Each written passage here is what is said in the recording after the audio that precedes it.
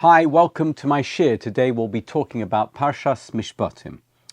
The shiur is sponsored by Aaron and Lillian Fuchs and Jason Fuchs in memory of Aaron's sister, Jason's aunt, Shendel Gutman, Shendel Gittel Bas Chaim Shol Ala Sholem, whose yahrzeit was on the 11th of Shvat. May her neshama have an aliyah.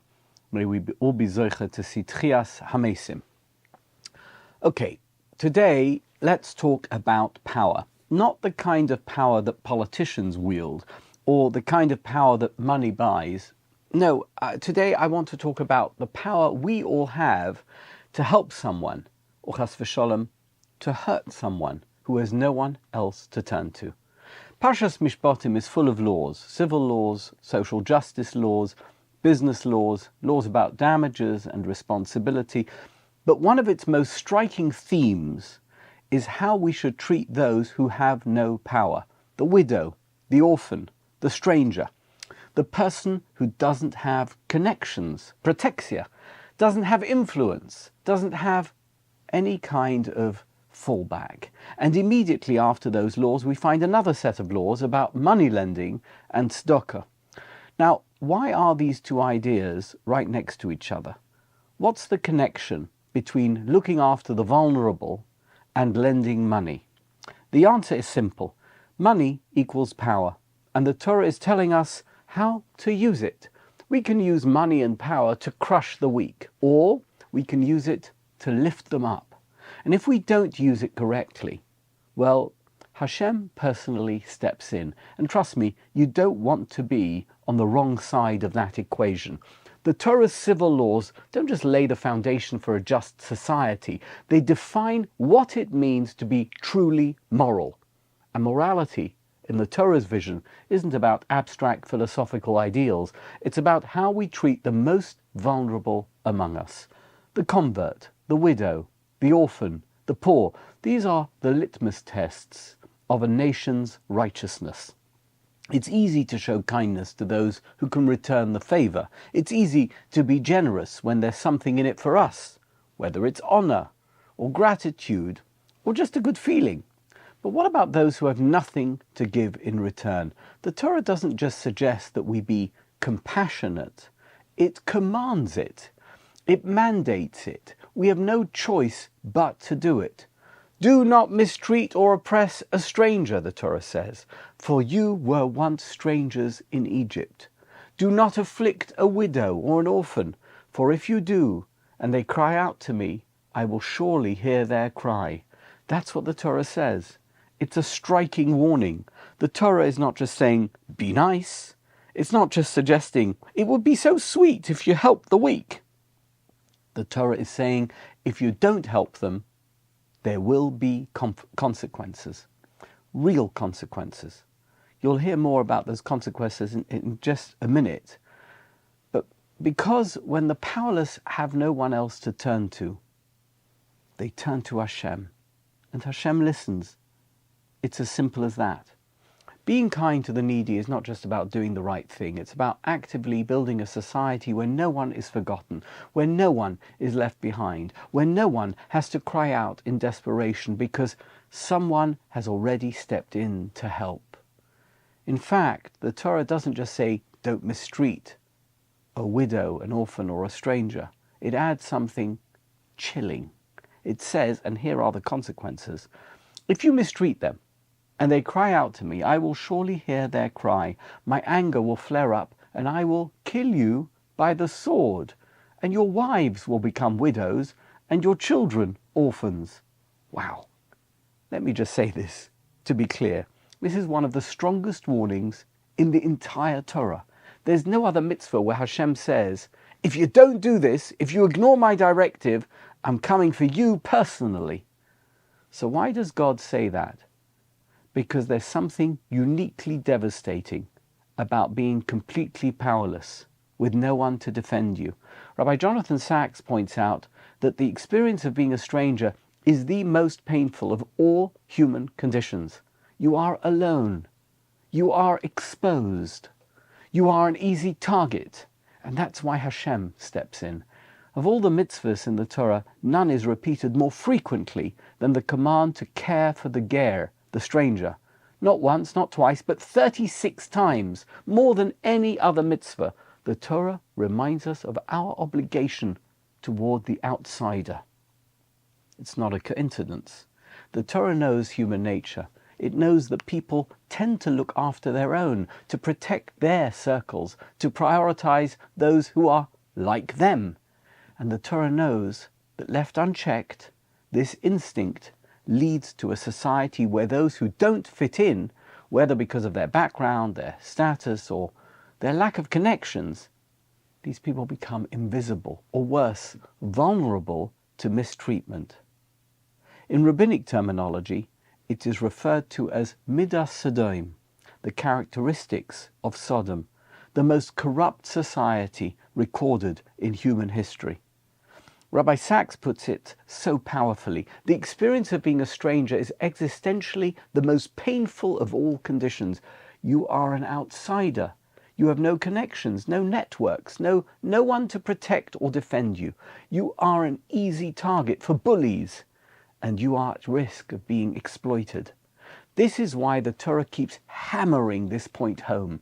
It knows that societies are often built on hierarchies, that there will always be those at the top and those at the bottom, and it demands that we resist the natural impulse to ignore the plight of the outsider. Instead, we must consciously, deliberately, and repeatedly create a society where the stranger is not excluded but embraced, where the vulnerable are not ignored but protected, where we remember that we were once outsiders too, in Egypt and later on in exile, and indeed in every era of Jewish history. This isn't only about human kindness, it's about identity. A Jew who forgets what it means to be a stranger has forgotten something fundamental about what it means to be Jewish. That's why the Torah doesn't let us forget. The Medrash Tanchuma tells a dramatic story. A corrupt businessman once mistreated a widow. She had no one to turn to, so she cried out to Hashem. That night, the town's judge had a dream, warning him to punish the man, the businessman. He ignored the dream. The next night, his house collapsed. He was shocked and demanded to know why this had happened to him. It's in the Medrash. And a heavenly voice rang out and said, "She had no one else to defend her, so I did." That's the Torah's message. Mistreat the powerless at your own risk, because Hashem listens and He responds. And then, immediately after this warning, the Torah shifts gears and says as follows: if you lend money to my people, to the poor among you, do not act like a creditor. Do not charge them interest. But hold on, we just had this powerful emotional moment about orphans and widows. Why are we suddenly talking about loans and interest? What's that got to do with anything? The answer is because money equals power. And just like people can abuse their power over the weak, they can also abuse their power, as it were, in business. One of the most counterintuitive but profound mitzvahs in the Torah is the obligation to provide interest-free loans. In the modern world, loans are a business. Banks make money by lending money on interest. They don't just provide a service, they expect a return. They want money back for the money they're lending you. The idea of lending without charging interest seems almost absurd, yet the Torah insists on it. Why? Because an interest-free loan is not just a financial transaction, it's an act of dignity restoration. Halva'ah, the Torah's model of lending, is the ultimate litmus test of Jewish social responsibility. It measures whether a community truly cares for its most vulnerable members. Tzedakah is important. It helps people survive. But an interest-free loan does something even greater. It helps people recover and rebuild. It offers them a path out of their hardship, rather than keeping them dependent. It allows them to stand on their own feet, instead of feeling like a charity case. And there's another aspect to this mitzvah that's even more radical. It forces us to prioritize human dignity over financial calculations, and that's not always easy. I heard a great story which illustrates this perfectly. A gemach, a Jewish free loan society, received a donation of $10,000 with the condition that it be used only for interest-free loans, obviously. Shortly afterwards, a wealthy businessman approached the gemach. Successful guy, needed a short-term loan for a short-term business deal that he was doing. He could give the money back very quickly. He had the ability to repay, which meant the money would be returned faster and could help more people because it would turn over faster. At exactly the same time as this businessman came to the gemach, a poor man also needed a loan, not for business, but for something far more basic. He needed to pay his rent because he wanted to avoid eviction. Now, if you're running a lending operation, what would you do? Who would you lend the money to? The businessman's loan seems like a more practical choice. After all, if he repays his loan quickly, the money can circulate and benefit even more people. I mean, you could justify it, right? But the gemach administrator chose differently. He gave the money to the poor man, even though it would take much longer to repay. Why? Because the purpose of the mitzvah isn't just financial efficiency. It's about helping those who need it most. It's about using money to lift people up, not just balancing the books. This decision of the gemach guy reflects the Torah's true priorities. In a world that constantly tells us to think in terms of numbers, the Torah tells us to think in terms of people. Lending isn't about distributing resources efficiently. It's a way to give someone their life back, to help them breathe again, to remind them that they are not forgotten. The Torah understands something that modern finance often ignores. Money is not about wealth. It is about good. And how we use that power to do good defines us. We can use money to exploit, or we can use it to empower. And the Torah is clear. A Jewish society must choose to empower. The Chofetz Chaim once quietly gave an envelope of money to a struggling man with a note inside. This is a loan, to be repaid whenever you can, no rush. Years later, the man came to repay the loan. And the Chofetz Chaim told him, it was never a loan. It was a gift of tzedakah. The Chofetz Chaim explained, had I given it to you as charity, you would have felt shame. This way, you retained your dignity. That's real chesed. Not just helping, but helping in a way that lifts people up instead of making them feel small. Power is a tricky thing. It can be used to build or to destroy, to uplift or to oppress. And if you want a masterclass in how not to use power, look no further than Pharaoh. He is the textbook example of someone who saw power as a tool for control, for domination, for cruelty. What did Pharaoh do with his power? He enslaved the weak because they couldn't fight back. He targeted the most helpless, newborn baby boys, infants who had no way to defend themselves, and he ignored suffering, shutting out the cries of his slaves, pretending that their pain didn't exist because acknowledging it might have forced him to see them as human. The Torah constantly reminds us of what happened in Egypt, not just so that we remember the past, but so that we shape the future. Over and over again, the Torah warns us, do not oppress the stranger, for you were strangers in Egypt. Now, this could have gone another way. The Torah could have said, you know what, you were oppressed in Egypt, so now it's your turn to be on top. You be the oppressor. That would make sense, right? History is full of cycles of revenge, groups that were once persecuted only to become persecutors when the tables turned. But the Torah rejects that entirely. Instead it says, do not oppress others just because you were once oppressed. Instead, remember your pain and use it to ensure that no one else suffers as you did. That is an absolutely revolutionary idea. The Torah takes our suffering and turns it into a moral imperative. Instead of saying, the world is cruel, so take care of yourself, it says the world is cruel, so be better. Pharaoh's way was power through oppression. The Torah's way is power through justice, through good. And we have to make a choice. We can either perpetuate the cycle, repeating the mistakes of those who came before us, or we can break the cycle and create a society where no one else has to feel the kind of suffering we experienced. We were victims of Pharaoh's cruelty. We must be different. We must build a world where power isn't about crushing the weak, but about protecting the weak. The Noam Elimelech teaches a profound idea. True chesed, he says, isn't just about what you give, it's about how you give. He explains that there are two types of chesed in this world. One is where the giver elevates himself, feeling good about his generosity, but leaves the recipient feeling low.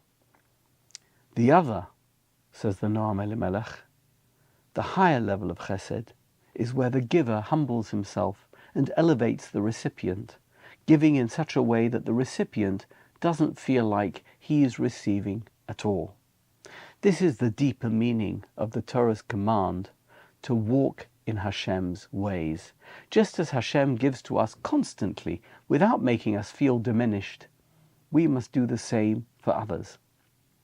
The Noam Elimelech explains that this is the truest form of chesed, when a person receives and doesn't feel like a taker. That is exactly what the Chofetz Chaim did in our story before. He disguised charity as a loan so the poor man could retain his dignity. It isn't just clever to do that, it's godly. Hashem provides us with everything, our health, our wealth, our talents, but he does it in a way that allows us to feel like we've earned it, we did it. We wake up in the morning, we breathe effortlessly, without a divine voice reminding us, I gave you air today. That's the Noam Elimelech's lesson. The highest form of giving is giving in a way that makes the recipient feel like he's not receiving it at all. The Chovos HaLevavos has an entirely different take, one that turns the whole idea of charity on its head. He says that most people think giving to the poor is about generosity, but really it's about justice. That's what the Chovos HaLevavos says. Hashem gives some people wealth and others poverty, not because one person is better than the other, but because wealth is simply a deposit. The money isn't really ours. We're just holding on to it for its rightful owners. When we give to the poor, we're not doing them a favor. We're just delivering their portion, which Hashem temporarily placed in our hands. This explains a fascinating halacha.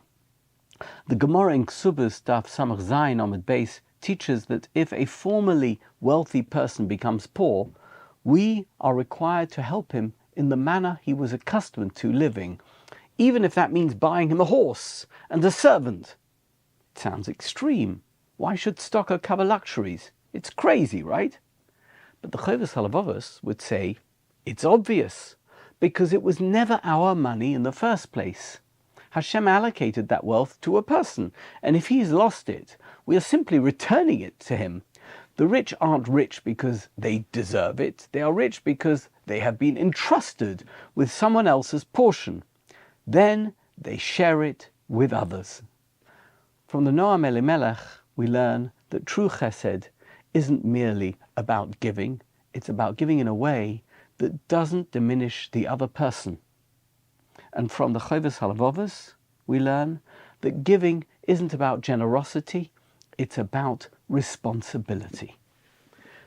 Rav Shamshon Raphael Hirsch makes a fascinating linguistic observation. In Hebrew, the poor person is called an oni, which comes from the Hebrew root word ana, meaning to be weakened. This tells us something profound. Poverty is a condition, not an identity. A poor person is not less than. They are simply in a weakened state at this particular moment in time. And just like when someone is physically weak and needs support to stand, and we do that without thinking, someone who is financially weak needs help to regain their strength. We should do that without thinking. This is why the Torah doesn't just instruct tzedakah, which provides immediate relief, but also commands us to give interest-free loans, which give a person the tools to rebuild. A Charity addresses the symptom of poverty. A loan without interest helps address the cause. Rav Hirsch explains that this is also why the Torah commands us not to act like a creditor. When you lend to someone in need, you're not doing them a favor, you're restoring them to their proper state. You're like a doctor. If someone fell and you help them up, you wouldn't demand appreciation, you just say it's what any decent person would do. The same applies to financial weakness. The Malbim takes it a step further. He asks, why does the Torah prohibit charging interest even if both parties would agree to it? Whatever it is, I'm lending you on interest and you want to pay interest. Shouldn't it be a mutual consent thing? Great question, right? His answer is sharp, because even if the borrower agrees, he says, it's still exploitation. When someone is desperate, they will agree to almost anything. They will sign away their security, their dignity, their future, just to survive. And the Torah refuses to let us take advantage of that desperation. This is why the Torah never calls lending an opportunity for the lender. It calls it an obligation for the lender. You're not an investor, you're a lifeline. And if you treat a lifeline like a profit center, you've missed the whole point. The Malbim also connects lending to tzedakah. There's an obligation to give, but there's an even higher obligation to give in a way that preserves dignity. If your donation makes someone feel like a beggar, you're only half fulfilling the mitzvah.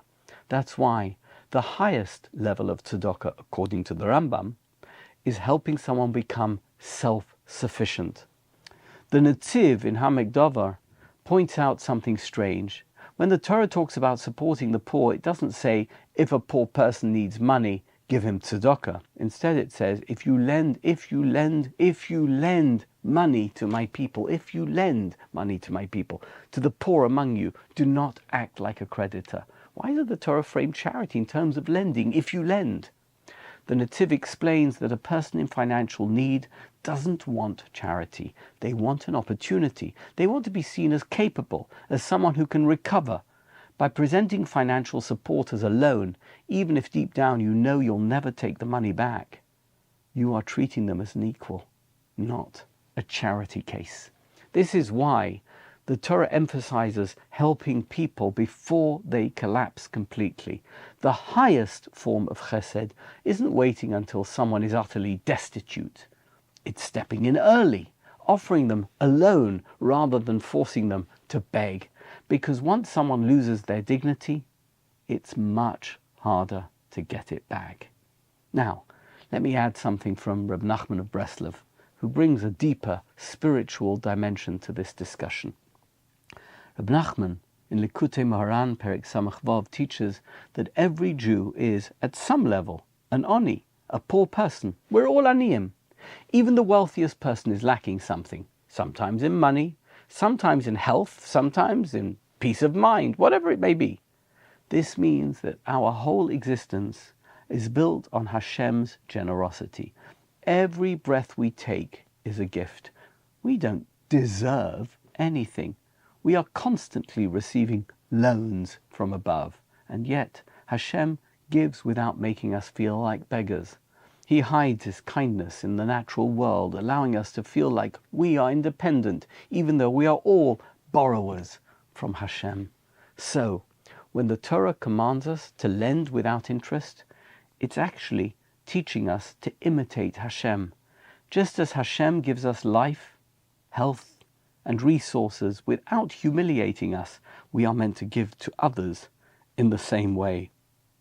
And this ties back to our story earlier. The Chofetz Chaim, who made out as if he was loaning the money, was acting like Hashem, offering kindness without making the recipient feel small. And that's really, in essence, the Torah's message. That's Judaism's approach. Pharaoh's approach was, I have power and I will use it for myself. The Torah's approach, Judaism's approach, is you have power, so use it for others.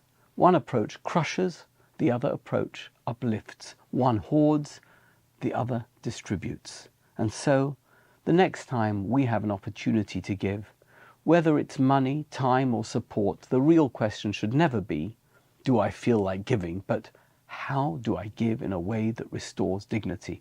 Because that is what Hashem does for us, for you and me, every single day. I'm coming to the end, but let me say this.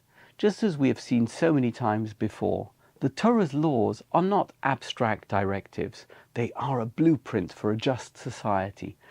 In today's shiur, we have heard how power is a gift, and how we use that gift determines who we are. Pharaoh used power to crush the weak. The Torah teaches us to use power to lift the weak up. And that means that every time we help someone in a way that preserves their dignity, we can become partners in Hashem's justice. Or, as Rabbi Sacks put it, the Torah is not just a code of law, it is a vision for a society in which everyone, no matter how powerless, knows that they are valued, protected and loved. And that, my friends, is what a Jewish society is supposed to look like. With that, let me conclude today's shiur. Thank you so much for watching. Thank you so much for listening. Thank you. Thank you.